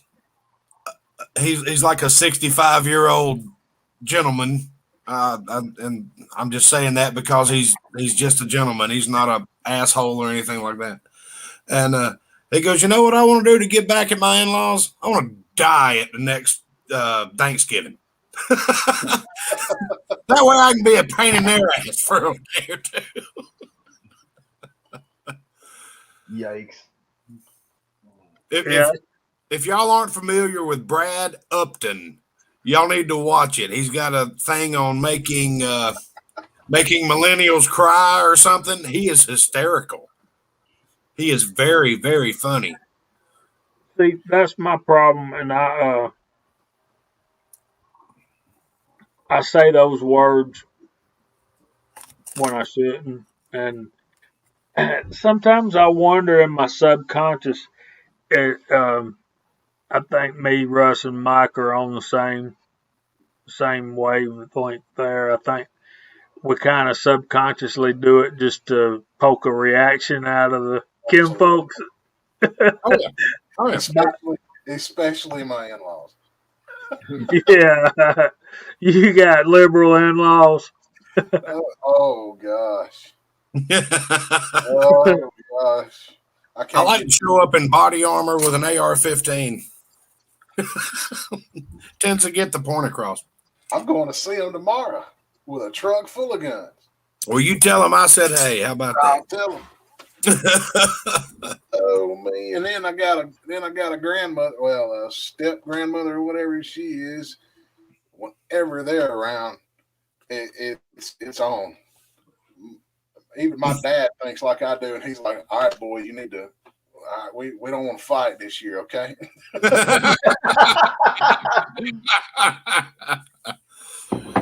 Oh, thank God! Thank God! My parents weren't that close to my in-laws when I was married. They knew early on. we pulled up to a Christmas get together, and this grandmother I'm talking about, they've got an Obama sticker on the back of their car. I walked in and I said, "Somebody call the police. We've been vandalized." They looked at me and said, "What are you talking about?" I said, "There's a car sitting out there with an Obama sticker on it." And she looked at me and she said, "Really?" I said, "There's no way I would ride around with that shit on my vehicle." I didn't want you to ride around looking like a dumbass. I'm telling you. I just thought I'd let you know. Oh, God. Yeah. No freedom-loving American would have that on their car. Oh, man. I love torturing the global warmists. There's a bunch of other incidents I cannot even say on here, so we won't even go there. So, speaking of global warming, we're fixing to have the coldest day in 150 years in Dallas, Texas on Monday. Roll that up tight, stick it up your butt, Al Gore. It was a decade ago they were having a heat wave in Chicago, and it was like 100. It was over 100 degrees for like 15 days, and it's like the they're looking at breaking like 103-year-old 3-year-old temperatures, and they're going, no, the global warming. He says you do realize the inherent flaw to your theory, right? It's like, what? He goes, 100 years ago it was this hot.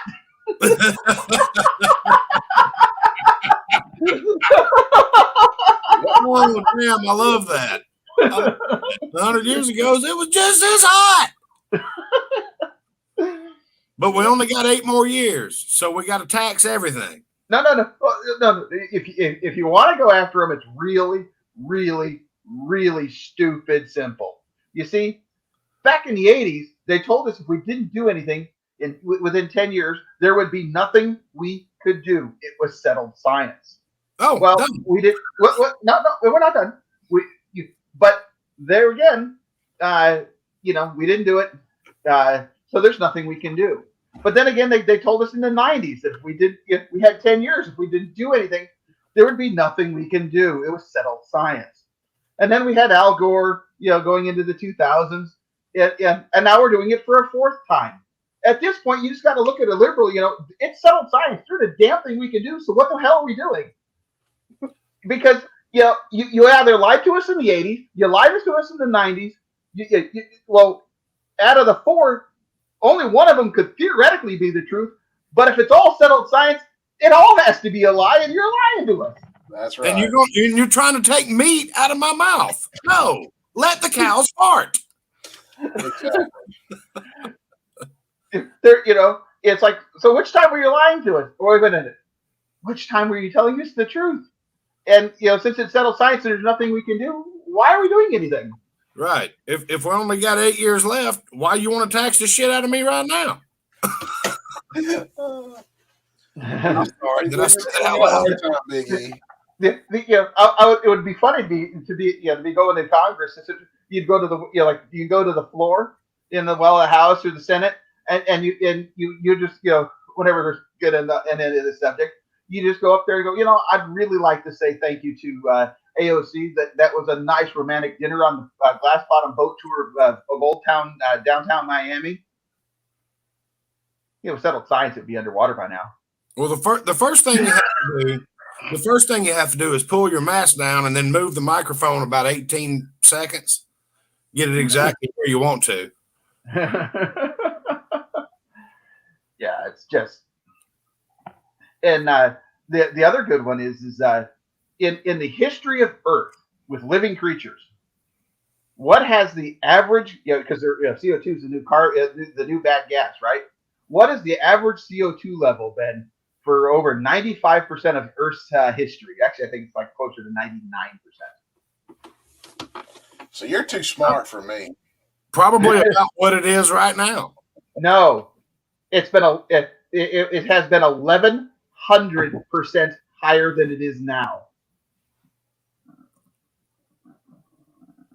Well, when all so by their own theory, the Earth is burnt up and we're not here. So what does it matter? What is going on with my computer? Wow, that's. And then if you really want to have some fun with it, I mean, you could look at them and go, it's all this beautiful settled science, right? Let's look at the Farmer's Almanac. They have an accuracy rate of telling you of next year's weather by about 70%. The settled scientists are under 50. And the almanac doesn't use any of your science to try to figure it out. So What I like talking to people about, and Big E, you'll appreciate this. What I like talking to people about, well, if all the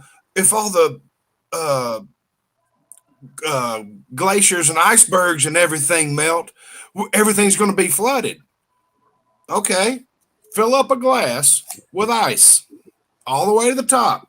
Fill it with water all the way to the top. Sit it on the counter and go to work. Come back, see if there's any water on the table. There's not. Ice displaces just as much volume as it holds. So, well, the glaciers and stuff are on land, so that's another issue. But I mean, people try to make that. But the icebergs are melting. Okay. Well, you want to really have fun. You ask them if they know what the Milankovitch cycle is.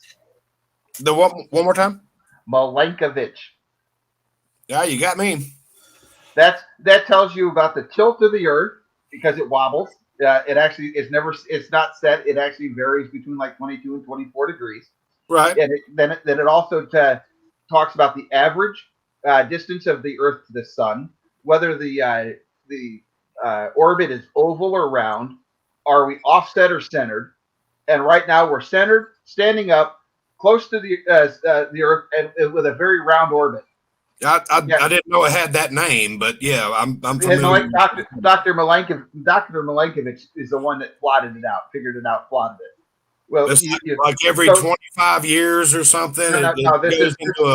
This is over thousands of years. But I'm talking about like every 25 years it starts moving towards an obtuse orbit and stuff like that. Yeah, and right now we're on the we're not even the trifecta, the quadfecta. We're warm, and then we have what's really been interesting here of late is the sun has been gone really quiet.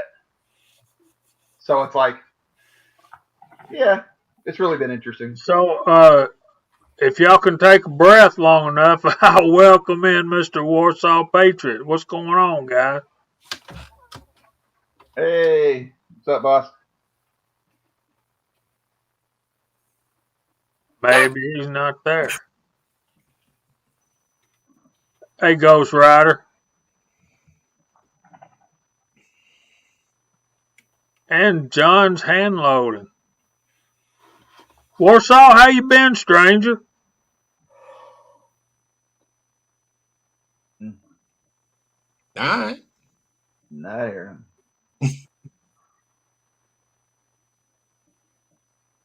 He's been not around these parts. Well, anyway, back to farting cows. So, good source. That's a really good source for a great steak, by the way.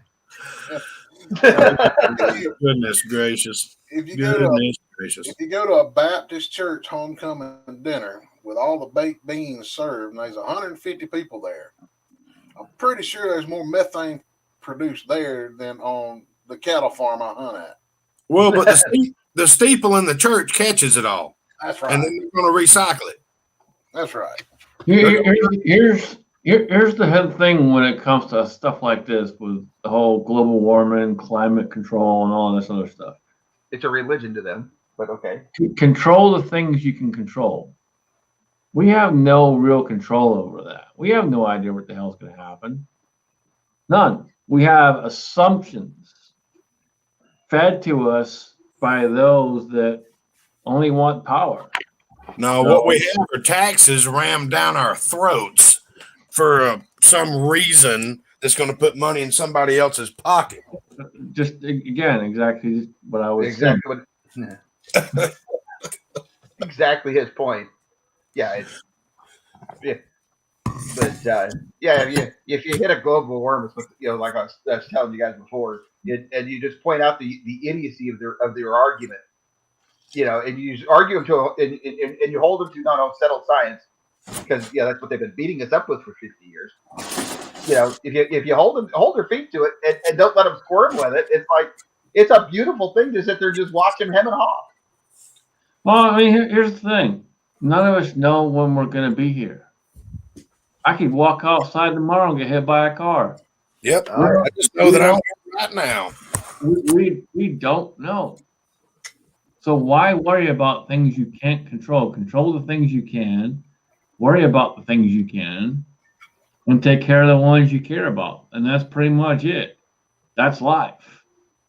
Don't worry about stuff that you really have no control over. Yeah. It's a waste of frickin' time, and honestly, you're gonna put yourself in a position that you're almost gonna push yourself into a depressive state, and you really don't want that. You gotta keep yourself happy and do what you can, and none of us are ever gonna live long enough to even see anything, even if global warming and all this other BS actually exists. None of us are gonna be alive long enough to see that happen. Our kids might, but we ain't. And then in the grand scheme of things, we know what's going to happen. The sun is going to turn into a red giant and all that. It's going to consume the earth because it's going to swell to that big. And I don't want to be here when that happens. Well, and here's the thing. If it does happen at the time that we're still here, it'll be over before you know it. You won't even know. Because when it happens, it's going to be boom, like that. Well, no, I mean, the thing about it is we're talking maybe hundreds of millions of years in the future when it does happen. But none of us are going to be here. No, yeah. But I'm just saying, I don't think me throwing a cigarette butt out a car window is going to speed that up. Well, I mean, here, and see, this is, this is a dumb thing. So, for example, you smoke, and I'm sure others on the panel and out in the side chat, you guys out there, you smoke. I smoke a pipe, this, that, the other, but you're gonna get sick if you don't wear a mask. So wear a mask, but it's okay for you to smoke, but make sure you wear that mask. If you don't wear that mask, you're gonna get sick. Right. I'm stepping outside to take my mask break right now. What I like is I was at a store. I'm not going to mention the name of it just because I don't want to give them any recognition. And somebody said, "You have to wear a mask to be in here." I said, "That's funny. I'm in here and I'm not wearing one." So apparently you don't. Just remember this, and I keep trying to tell people this. You are free. You live in a free country. None of this is law. None of it. Yeah, I wasn't rude. I just said, well, obviously you don't because I'm indoors. Understand this. A governor's order is not a law. Right. It has to go through many other steps to actually become a law. Therefore, it is not law. And I love the way that our good friend Thoughts of an Old Soldier put it. I have a medical condition that prevents me from wearing a mask. I'm allergic to communism. You don't even have to. See, this is the thing. You don't even have to say that. Simply be free. You are free. You live in a free country. You have the right to do whatever the heck you want within the confines of the law. This is not a law. This is a recommendation. And I tell you, as a free patriot of this country, stick your recommendation up where the sun don't shine.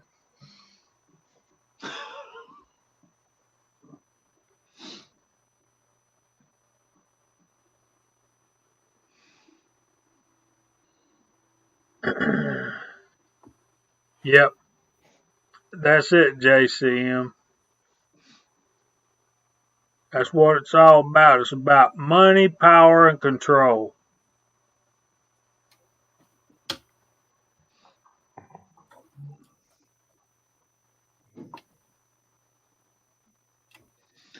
The more people that step up and fight back in the correct way, and I say the correct way, and what I mean by that, guys, is we're not here to incite violence.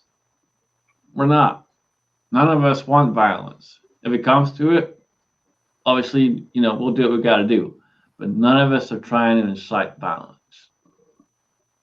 So do it the peaceful way. Do it the way you know best. And simply that is be you, be free. None of us have to comply with any of this. None of this is legal by any means of the matter.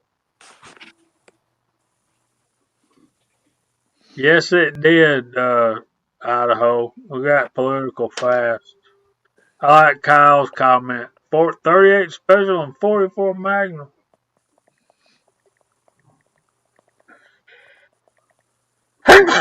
Oh, excuse me.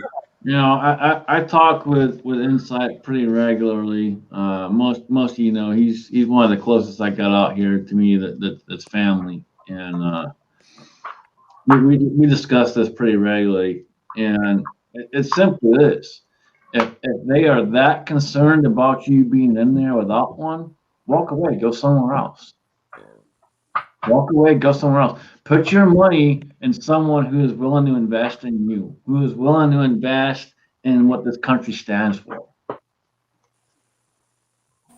I got a quick tip for all you reloaders out there and casters.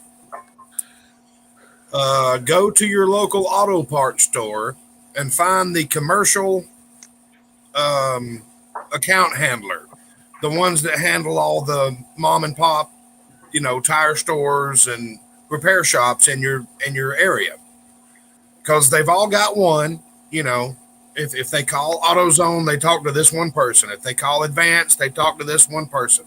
They talk to O'Reilly's, they talk to CarQuest, whatever. They're always calling this one phone number that rings to this one person. He's the commercial person, or she's the commercial person. Make friends with them.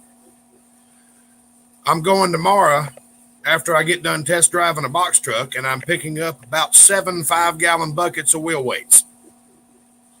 No cost to me. It's just I put a bug in somebody's ear, and he said, I can get you some wheel weights. I'm like, make it happen. So tomorrow is the great roundup. There you go. Well, good luck. Can anybody hear me? Yes. Yes. Fine. Finally. It's dang mic issue, man. I've been telling you, I've been struggling with this for the past couple of days. Boston.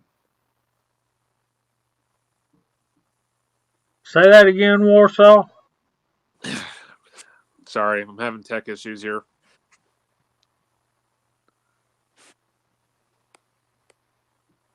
Oh, somebody said 44 mag and 38 special. I don't have those, but I got a 445 super mag and a 357 Magnum. Does that work? That'll work.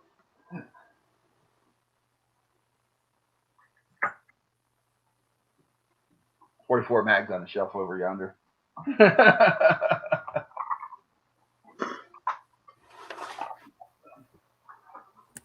Guess what, Cranky? I saw it. Jerry does too now. But all I can tell you is Vaquero is on my short list. I love my buddy's SP 101 and 357, little 5-shot stub nose. I'm sorry I had to come back in. The heat pump kicked on again. It's cold here in North Georgia tonight. Yeah, imagine it's got to be colder than what we're at, and we're not doing too well down here. Let's see. Let me find out what it is. I'll give Kenny, you. is it the rod or is it the threads in the die body? Hopefully it's just the rod and you can get a replacement. That might be the built-in fuse. Kind of like that little on the Lee classic cast turret press. It might be like that little plastic square piece. Let's try this again. 42 degrees in Georgia. Hey, Warsaw. All right, can anybody hear me now? We can hear you. We can hear you fine. Thank you. Finally. Damn. Houston. Wow. Houston's cooler than Georgia. Unbelievable. It's 42 and dropping here in Georgia. 34 and drop it here now in Houston. Yeah, y'all are getting ready for a storm, man. I'm telling you, you better have some stuff set back. That's what I hear anyway. Monday's predicted between 24 and 8 with snow. Yeah.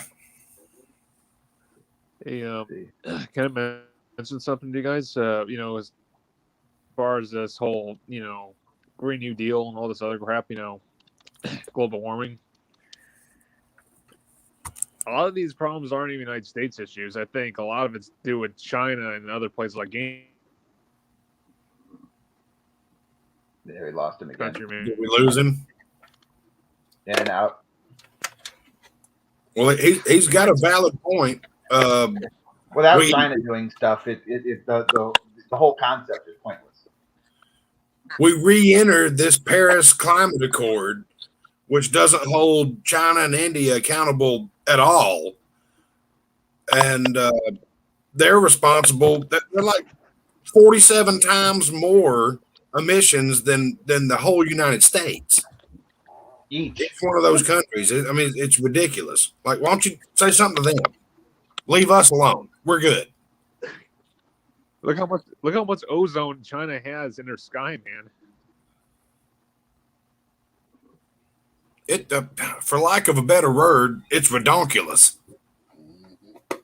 Yeah, I mean, just go back and look at the Olympics. It looks like Beijing looks like the worst days of LA on a good day. I've been to LA and I've seen it. And I know why it happens. It's just because they hadn't put fans on that mountain range in the background. Well, as bad as you've seen it, it was 10 times. It was 100 times worse back in the late 60s.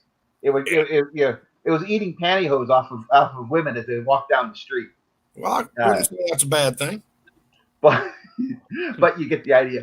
You wouldn't want to breathe that stuff either. But same thought crossed my mind. I mean, but yeah, but it's we cleaned it up. We've got it cleaned up.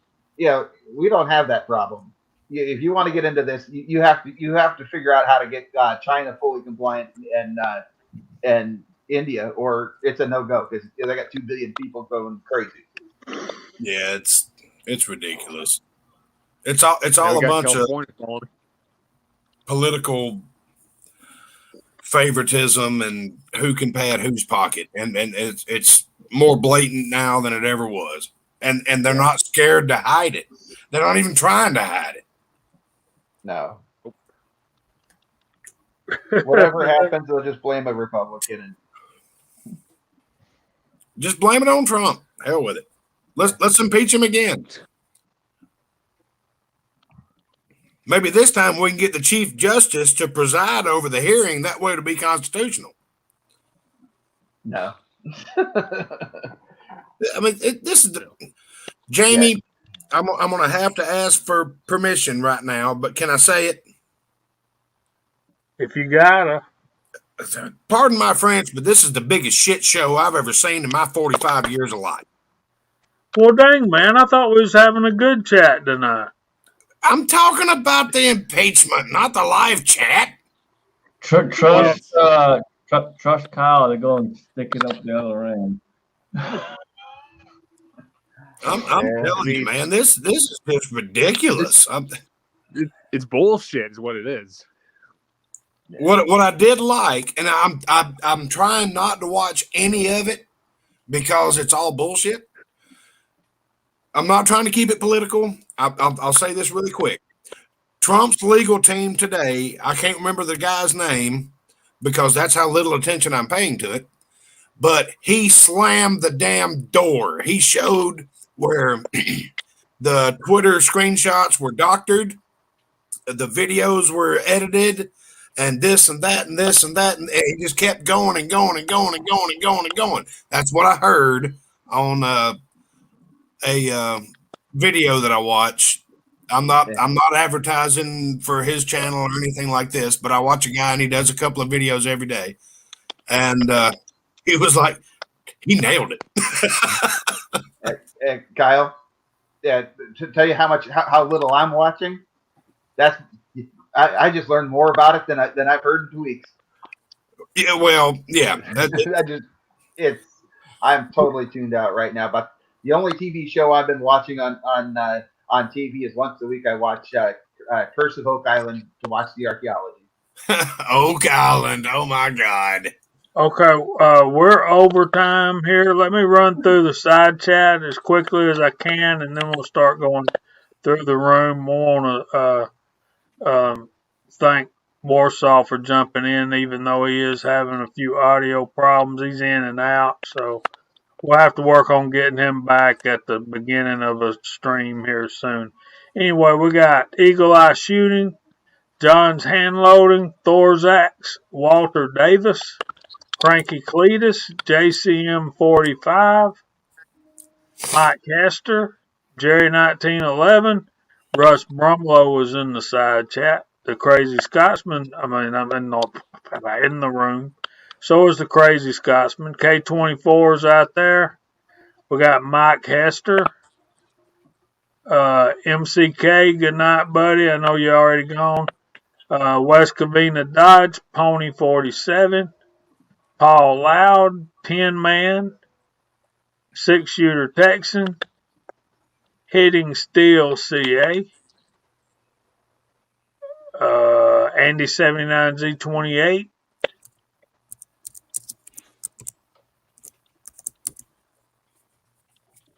And I think that's all. We're getting into a loop here. I know Georgia Boy 44 is still out there. Did I say Mike Hester? Yeah. Kyle Lusk is on the panel. Where? Walter Davis. GGW Reloading. Cranky Cletus again. John's Hand Loading. Damn, Pat. I know, man. All right, guys. So I know that Chico reads better than I do. So anyway. COVID. No, don't even say that. So Warsaw, since you got in here late and you've been having trouble, if you got anything you need to say, we'll start off with you doing our outros. So go ahead if you can.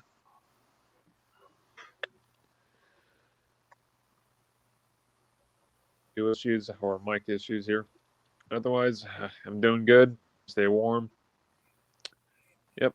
Appreciate being on your Jamie. I appreciate for the link. Well, we appreciate you being here. We'll work on getting you in here at a more timely manner. Appreciate it. My reading is getting gooder. Scotsman, what you got coming up, bro? Hopefully I have a couple of videos coming up this coming week. I was hoping to do it this week, but this week was just a heck of a week at work and stuff, and amongst other things going on. So I should have a couple of videos coming up this week. Also, just a reminder for those of you that may have forgotten, we are coming up on the 1-year anniversary of losing Mr. Holster. So we will be doing something special, whether it be a special live stream or a special foreign and domestic. I'm not quite sure which yet, but we will do something special for that. So stay tuned for that. There'll be an announcement probably in the next couple of days as far as that goes. Always good to be here. Great to see everyone out in the side chat. Stay safe, stay vigilant, and stay free. Thanks for being here, brother. We appreciate you. Big E, thanks for being our guest tonight. Thanks for talking about the scope, showing us off some of the better scopes that are out there that are options for us cheap dudes. So, what you got coming up, brother? Actually, hopefully, if all things work out, is on our coldest day, and one of the 4 coldest days in 150 years, and I just may get to the range. And I talked to my instructor a little bit, and might try and get some video of it just for posterity's sake, just to have some fun. Other than that, it's just great to be on here tonight. Thanks for the second invite back. And Jamie, you still got to give us your opinion of the Arkin. Well, well, we'll be doing a range video soon. Fair enough. Russ, what you got, brother? I'm gonna be at Big Liza WMA gun range in the morning. If anybody feels froggy and wants to jump, I'll be there about 7:30 in the morning. 7:30, 8 o'clock. Y'all come on down and say hey. Too early for my blood. Well, there you go, guys. There's an invitation for a meet and greet up with the fabulous Russ Brumlow. I don't know about fabulous now. Yeah. Heck, I'd have to leave here at about 4:15 to meet you over here. Well, we got Bald and Curious on one hand. We got Russ and Fabulous. So there you go. So what you got coming on, Kyle? I'm going to do, after I get done, apparently, doing a pre-delivery inspection on a Isuzu box truck for Angel's sister's boyfriend because he can't make it. I got to test drive that. Then I got to load up a bunch of 38 and 44 Magnum. Not a bunch, but just enough. So that'll keep me busy tomorrow afternoon. I really appreciate everybody coming out here tonight. We've had a ball cutting up. We had a ball before the chat. We had a ball during the chat, and I'm sure we're going to have a ball after the chat too. Because everybody's just dying to make a joke. I know they are, but they don't want to do it on live TV. So I say TV. This is my TV. I don't have TV. YouTube is my TV. But I do appreciate everybody coming out. I've got pretty much everything casted I need to cast up.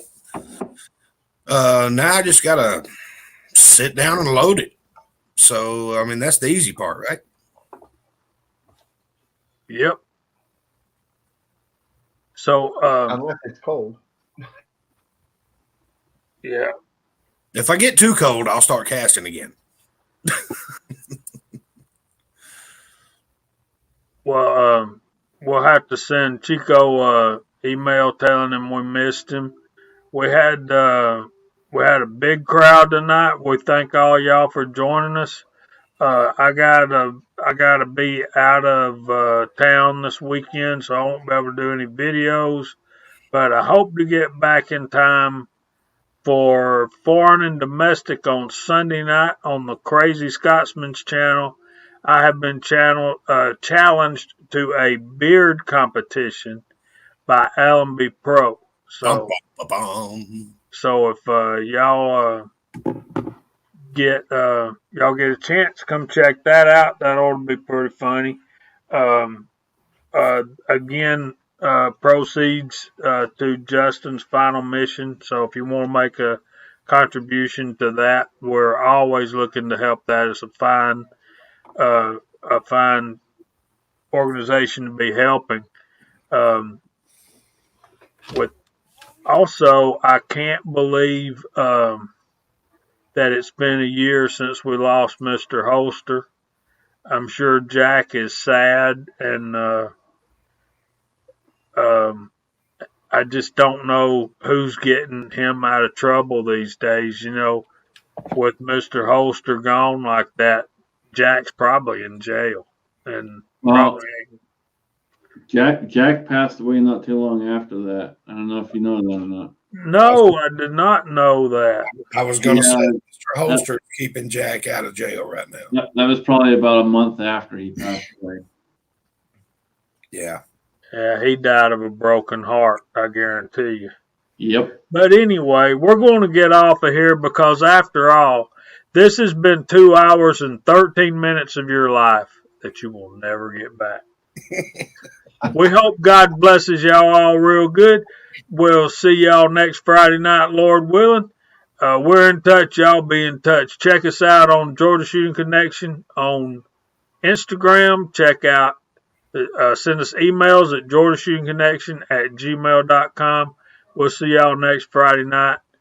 Y'all have a great rest of your weekend.